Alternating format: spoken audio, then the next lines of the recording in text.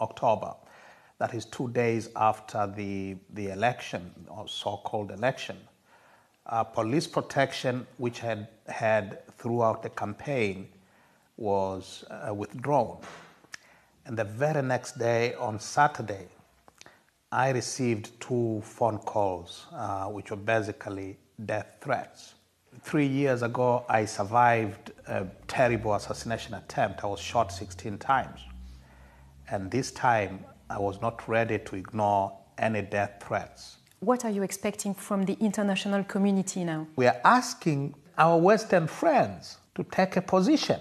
They cannot support a government that is killing its own civilian population and justify it on the grounds that it is stable, because that appears to be the current argument by our friends in Europe, in Western Europe. Hitler's regime was very stable, actually, inside Germany, because he was killing all the opponents. Dictatorships are stable. But what is the price of that stability? Killings, repression, torture, that cannot be accepted.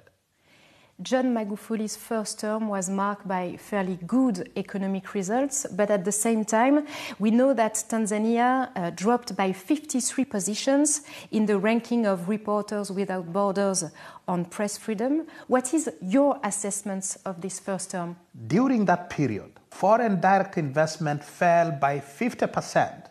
Unemployment has risen. Hundreds of business people in Tanzania have been arrested, falsely charged with economic crimes.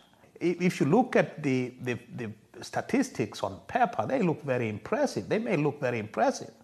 But on the ground, everyone is hurting.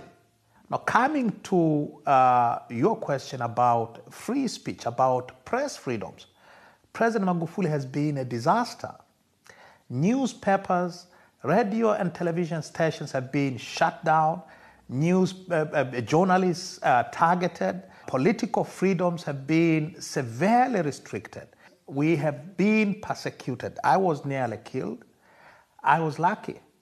Others were not so lucky. We have party leaders, party members, party activists who were killed in broad daylight. What are you going to do now? Well, I'll continue the struggle. Tanzania has always been an anchor of stability in a very turbulent region, the Great Lakes region.